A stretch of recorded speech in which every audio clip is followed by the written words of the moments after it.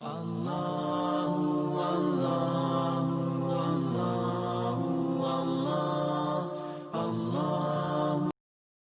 Bismillahirrahmanirrahim. Alhamdulillahi rabbil alamin wa sallallahu ala sayyidina Muhammadin nabiyyi wa alihi tahirin wa sahibatihi ajma'in, amma ba'du. Wal istinsyaqu, dan sunnah berikutnya adalah istinsyaq. Istinsyaq ini ba'dal madmadah, yaitu setelah madmadah. Dan jika ingin terhasil daripada kesunahan di dalam istinsyaq, maka idkhalul ma fil anfi, yaitu memasukkan air ke dalam mulut. Caranya adalah jadzabahu, yaitu menyedot air itu ila khayashimihi, sampai ke lubang hidung, wa natharahu, kemudian menyemburkannya.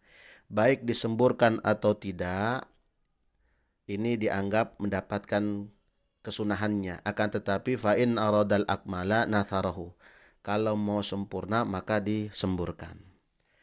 Yang kemudian al-madmadah dan istinsyaq ini punya dua gambaran, suratani, punya dua cara. Cara yang pertama adalah menjadikan istinsyaq dan madmadah itu terpisah, munfasilah, yaitu berkumur-kumur dahulu 3 kali, kemudian setelah itu dilanjutkan istinsyaq 3 kali. Ini munfasilah. Ini cara yang pertama. Cara yang kedua adalah mengambil satu ghurfah. Kemudian memasukkan sebahagian, yudkhilu ba'dal ma'i fi fammihi, memasukkan akan sebagian air ke mulutnya, wa yudkhilul ba'dal akhir fi anfih, dan memasukkan sebahagian lain air ke hidungnya, dan ini dilakukan 3 kali. Lakin al-aula, yang lebih utama dan lebih afdol adalah antajma'a bainal madmadah wal istinsyaq bi ghurfatin wahidatin thalatha marat, seperti yang surah yang kedua. Ini lebih utama dilakukan, yaitu menggabungkan antara madmadah dan istinsyaq dengan bi ghurfatin wahidatin, dengan satu cedokan air, akan tapi dilaksanakan dalam berkumur dan istinsyaq berbarengan 3 kali, thalatha marat. Jadi berkumur dan istinsyaqnya itu berbarengan. Jadi 3 kali. Ini yang lebih utama. Di dalam kitab Kifayatul Akhyar, Syekh Taqiyuddin Al-Hisni menyatakan bahwa di dalam far'unnya, yustahabbul mubalaghati fil madmadati wal istinsyaqi li ghairi shaim. Jadi hukum daripada madmadah dan istinsyaq di sini adalah mustahabbul mubalaghah. Jadi sunnah yang sangat dianjurkan atau yang sangat diperintahkan, li ghairi shaim, tapi bagi selain yang berpuasa. Wa amma shaimu, dan adapun orang yang berpuasa, faqila yuhram, maka dikatakan bahwa yuhram, haram, diharamkan. Wa mashu jami'ir ra'si, dan selanjutnya kesunahan berikutnya adalah mengusap seluruh bagian daripada kepala. Mengusap di sini bimakna istiyabur ra'si bil mashi, yaitu meratakan bagian kepala dengan usapan. Amma mashu ba'dir ra'si fawajibun, adapun mengusap sebahagian kepala itu wajib. Kita sudah bahas di rukun-rukun daripada wudu.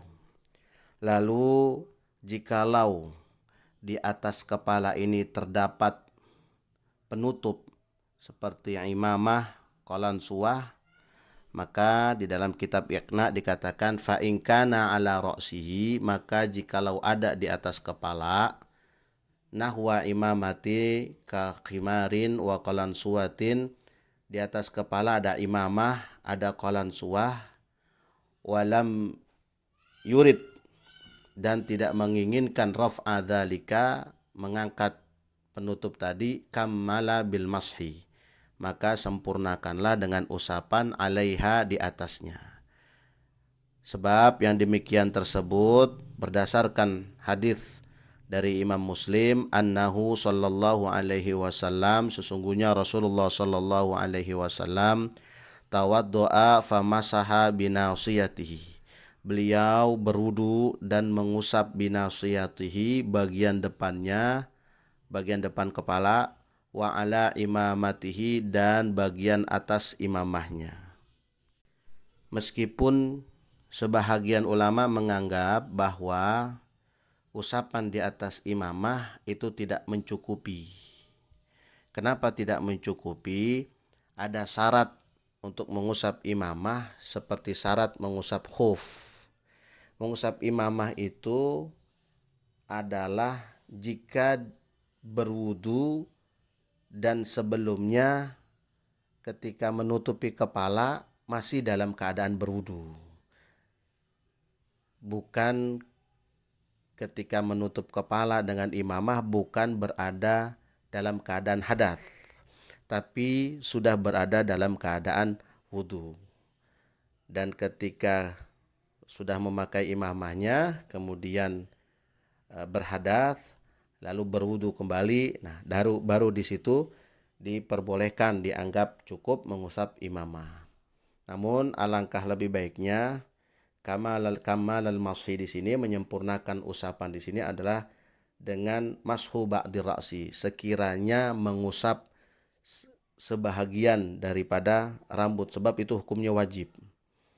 Entah bagian depannya, bagian depan kepala, entah bagian samping kepala yang sekiranya tidak tertutupi oleh imamah dan qalansuah.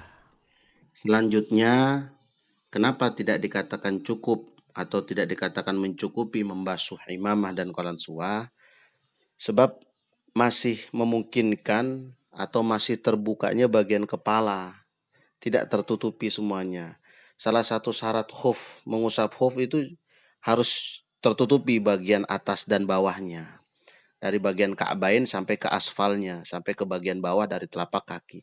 Begitu juga syarat dari usapan dari kepala. Karena memang masih memungkinkan untuk terbuka dan tidak tertutupi semuanya oleh qalansuah atau imamah. Dan itu masih memungkinkan untuk mashu ba'di ra'si. Sebab dalam madhab Syafi'i, mengusap sebahagian kepala itu wajib. Sedangkan meratakan istiyabur ra'si bil mashi itu sunnah. Meratakan kepala itu dengan usapan adalah sunnah.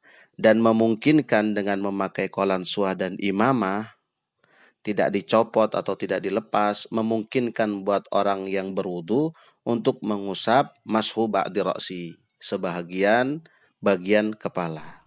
Wa kaifiyatul mashi, di dalam kitab Kifayatul Akhyar, bagaimana cara mengusap atau bagaimana cara istiyabur ra'si bil mashi, yaitu bagaimana meratakan basuhan kepala dengan cara mengusap. Seperti perbuatan Rasulullah Sallallahu Alaihi Wasallam.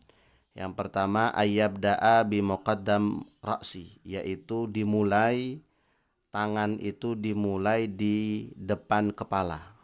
Tentu tangan ini dalam keadaan mablulah, yaitu dalam keadaan basah. Lalu yang kedua, yadhabu biyadaihi ila qafahu. Kemudian menjalankan ini tangan, dijalankan ila qafahu, dari bagian depan, terus tangan dijalankan ila qafahu sampai qafahu muakhirul unuk. Qafahu itu bermakna muakhirul unuk, akhir daripada leher. Thumma yarudduhuma, kemudian kembalikan huma yadaihi, tangan tadi dikembalikan ila makanil ladzi bada'an minhu, ke tempat yang dimulai tadi, yaitu muqaddam ra'sun. Diriwayatkan yang demikian Abdullah bin Zaid radhiyallahu anhu fi wasfi wudu'i Rasulillah sallallahu alaihi wasallam, di dalam bab sifat-sifat wudu daripada Rasulullah sallallahu alaihi wasallam. Wa yada'u ibhamaihi, meletakkan ya Rasulullah sallallahu alaihi wasallam dua jempol beliau ala sudghaihi. Sudghaihi ini bimakna janibul wajhi. Janibul wajhi min aini ila udhunaini. Jadi di pinggir wajah dari mata ke telinga. Berarti dari ujung mata, di pinggir wajah dari ujung mata ke telinga. Di situ wa yulsaqa, dan meletakkan sababata ini, kemudian meletakkan Rasulullah sababata ini, dua telunjuk, wadhihabi, dan kemudian menjalankannya, wal audi, dan kemudian membalikannya, marrah, sekali. Kesunahan wudu berikutnya adalah wa mashul udhunaini zahirihima wa batinihima bima'in jadidin, dengan air yang baru. Kama Rasulullah Shallallahu Alaihi Wasallam, seperti Rasulullah pernah melakukannya. Anna Nabi Shallallahu Alaihi Wasallam masaha zahiral udhunaini wa batinal udhunaini. Sesungguhnya di dalam hadits sahih, sesungguhnya Rasulullah Shallallahu Alaihi Wasallam itu mengusap bagian luar kupingnya dan bagian dalam kuping beliau. Wa kaifiyatul mashi, dan cara daripada mengusap bagian yang tampak maupun bagian yang dalam dari kedua telinga. Yang pertama adalah mashima ayyudkhila masbihataihi, mengusap keduanya, hima ya udhunaini ayyudkhila masbihataihi, memasukkan dua jari telunjuk, fi simakhaihi, ke dalam dua telinga, lubang kedua telinga. Wa yudiruhuma alal ma'atif, dan kemudian menjalankannya, ay memutarkannya, ilal ma'atif, ke atas telinga, lekuk telinga yang di atas. Wa yamurru ibhamaihi, dan kemudian melewatkan jari jempolnya, ala zuhurihima, di bagian luar belakang telinga. Thumma yulsiqu kaffaihi, kemudian setelah itu menempelkan kedua telapak tangan, wahuma mablulatani, dan keduanya adalah dalam keadaan basah. Berdasarkan hadis dari Abdullah bin Zaid radhiyallahu anhu, ra'aitu Rasulullah sallallahu alaihi wasallam yatawaddau fa akhadha li udhunayhi ma'an khilafal ma'il ladzi akhadha li ra'si. Aku melihat Rasulullah Shallallahu Alaihi Wasallam yatawaddau, beliau berwudu, fa akhadha, dan mengambil, liudhunaihi ma'an, mengambil bagi dua telinganya, ma'an, akan air, khilafal ma'i, berbeda dengan air, alladzi, yang akhadahu, mengambil ya Rasulullah, hu, akan air, li ra'sihi, untuk basuhan di kepala beliau. Sehingga berdasarkan itu, membasuh atau mengusap kedua telinga adalah bima'in jadid, dengan air yang baru, atau bukan air dari basuhan kepala. Ada qil yang mengatakan bahwa hal udhunu minar ra'si am minal wajhi, apakah kuping itu bagian dari kepala atau bagian dari wajah. Yang pertama, Imam Zuhri mengatakan kuping itu bagian dari wajah, berdasarkan istidlalul hadis, sajada wajhil ladzi khalaqa wa saqqa sam'ahu wa basarahu bihaulihi wa quwwati, yaitu bacaan dalam sujud sajadah. Yang kedua, ada kalangan ulama yang lain yang mengatakan al-udhunun minar ra'si, kuping itu bagian dari kepala, bukan bagian wajah. Liqaulihin Nabi sallallahu alaihi wasallam al-udhunani minar ra'si, kuping itu dari bagian dari kepala. Ini hadis menurut ulama yang kurang tidak sepakat disebut hadis yang dhaif. Waqad sahahu, akan tetapi telah disahihkan oleh Syekh Albani. Kalau seandainya ini hadis-hadis sahih, maka dia masuk ke bagian yang bukan harus ditaksir atau dipendekkan ketika tahallul. Sebab ditahalulkan itu yakunu khalqus sya'ri au taqsirihi. Ada menggunting bagian rambut au taqsirihi atau memendekkannya. Walaisa bi akhdhi syai'in minal udhun, dan tidak mengambil sedikit pun dari bagian telinga. Sehingga dikatakan bahwa oleh mereka bahwa ini udhun minar ra'si hukmuhuma, hukum kedua telinga, ka hukmir ra'si, seperti hukum kepala. Kalau begitu berarti ketika dikatakan ghaslur ra'si, membasuh atau membasuh kepala, maka ghuslul udhunain. Di sini tidak mashur ra'si dan juga mashul udhunain. Maka yang rajih, pendapat yang kuat dan sahih, bahwa telinga adalah min sunani mashil udhunaini wa huwa laisa minar ra'si wa laisa minal wajhi. Kenapa yang demikian bukan dari bagian kepala dan bukan bagian dari wajah? Karena telinga adalah bagian kesunahan tersendiri.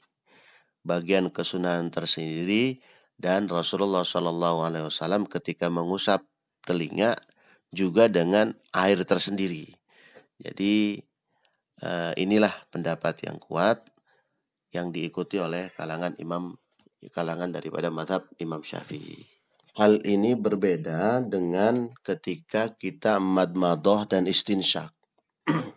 Afdal atau aulanya madmadoh dan istinsyak itu mujtami'atun, digabungkan keduanya. Karena memang keduanya adalah bagian daripada satu keanggotaan, madmadoh dan istinsyak. Bi ghurfatin wahidin thalatha marat, dengan cedokan, satu kali cedokan, tapi dengan kelakuan perbuatan 3 kali. Nah, untuk udhuna ini tidak melakukannya, berbeda dengan melakukan basuhan pada kepala, dan itu tidak digabungkan dengan air basuhan kepala, melainkan dengan air basuhan tersendiri. Kesunahan berikutnya adalah wa takhlilul lihyati al-qutsati, yaitu menyela-nyela jenggot yang tebal. Adapun jenggot yang tipis itu hukumnya wajib isalul ma ila jildi, adalah sampainya air kepada kulit. Kulit yaitu basuhan pada anggota wajah. Sebab nanti kesunahan lihyah qutsah di sini, membasuh jenggot yang tebal di sini adalah ketika dia membasuh wajah, atau ketika dia membasuh telinga, atau ketika dia mengusap kepala. Itu ketika lihyahnya ini qutsah, tebal, di sela-sela, di takhlil. Akan tetapi kalau misalnya lihyahnya tipis, khafif, maka isalul ma, harus sampainya air ilal jildi, kepada kulit, min a'dha'il wajhi, daripada bagian-bagian wajah. Sebab itu adalah rukun. Dikarenakan wajah memiliki haddun atau batas-batasnya, maka untuk tercapainya usapan pada batas wajah, melebihkan usapan di luar batas wajah, itu hukumnya juga menjadi wajib. Kenapa? Ada kaidah ma la yatimul wajib illa bihi fahuwa wajib. Tidaklah sempurna melakukan kewajiban illa bihi, kecuali dengan bihi, fahuwa wajib, dengan perantara yang menghantarkan ke kewajiban, maka perantara ini terhukumi wajib. Seperti tadi, wajah ada hadduhu, ada batasnya, maka melebihkan ini wajib. Sebab ketika melebihkan, meyakini diri kita bahwa batas wajah terkena air atau sampainya air. Kesunahan berikutnya wa takhlilu asabi'il yadaini warrijlaini, yaitu menyela-nyela jari-jari kedua tangan dan kedua kaki. In wasalal ma'u ilaiha min ghairi takhlilin fa in lam yasil illa bihi.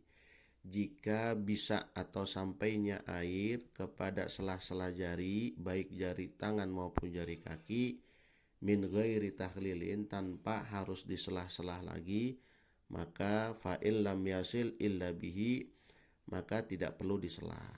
Fa'il lam yasil, maka jikalau tidak sampai air kepada sela-sela jari, illa bihi, kecuali dengan menyela-nyelanya, seperti apa? Kal asabi'il multafah, yaitu jari-jari yang rapat, wajaba takhliluha, maka wajib mentakhlil atau menyela-nyela jari di sini. Wa illam yata'atta takhliluha, dan jikalau tidak mudah untuk menyela-nyelanya karena rapatnya jari, haruma fatkuha litakhlili, maka diharamkan untuk memisahkan jari tersebut, litakhlili, untuk ditakhlil. Lalu cara daripada mentakhlil kedua tangan adalah bitashbiq, yaitu dengan cara memasukkan tangan ke sela-sela masing-masing tangan. Dan cara daripada untuk takhlil asabi rijlain adalah dengan cara memulai dari kelingking kanan dengan menggunakan kelingking kiri, lalu dimasukkan kelingking kiri ke kelingking kanan sambil digosok atau disela sampai ke ila bikhinsi yusra, sampai ke kelingking bagian kiri daripada kaki. Selanjutnya taqdimul yumna alal yusra, yaitu mendahulukan yang kanan atas yang kiri, mengikuti kesunahan daripada Rasulullah Shallallahu Alaihi Wasallam.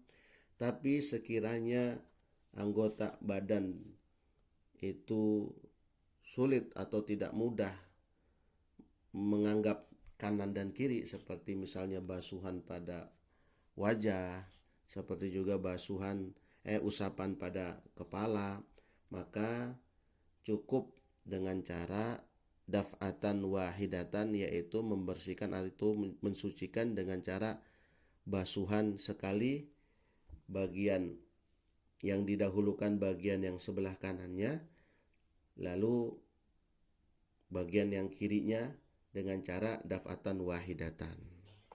Meskipun wajah dan kepala tidak memiliki arah baik kanan maupun kiri, maka alangkah baiknya sebagai yang berwudu mampu untuk membedakan mana yang sebelah kanan kita anggap, mana yang sebelah kiri kita anggap, dan itu cukup dengan cara basuhan sekali.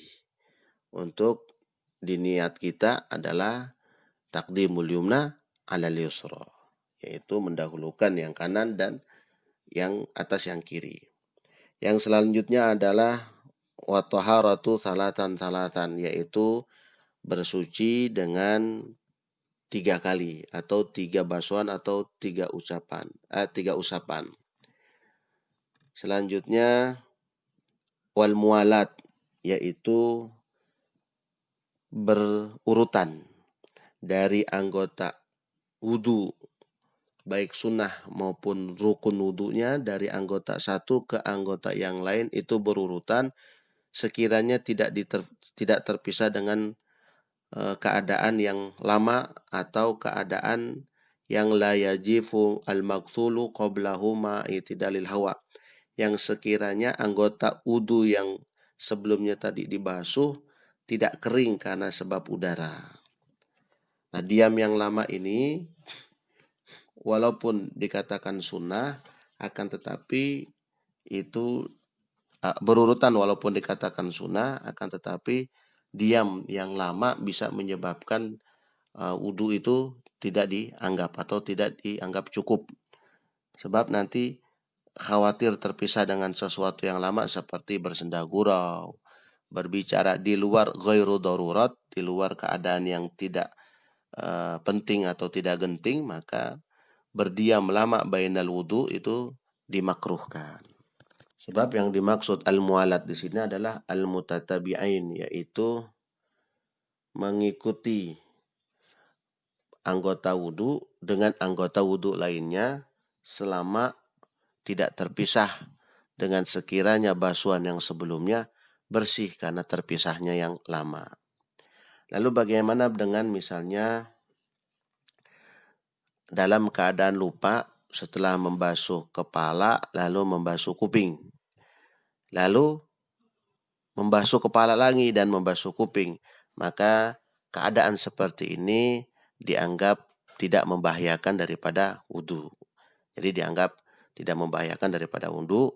Sebab apa? Sebab masih di dalam kategori al-mualat, masih dalam kategori tartib, masih dalam kategori al-mualat, yaitu mutatabi'ain, yaitu mengikuti dua anggota wudhu dan tidak terpisah dengan yang lama, dan masih dianggap juga tertib, yaitu berurutan. Kenapa? Karena tidak melangkahi, gitu, tidak melangkahi. Yang pertama tidak melangkahi rukun, karena yang selanjutnya adalah kan sunnah, gitu. Selanjutnya kalau misalnya baina rukni, misalnya habis membasuh wajah, terus kemudian ghusl yadaini, membasuh kedua tangan, lalu membasuh wajah lagi setelah membasuh kedua tangan, maka hal yang demikian seperti ini juga dianggap cukup kalau lantaran sahwan, bukan amdan, kalau lantaran lupa bukan sengaja. Wallahu a'lam bishawab.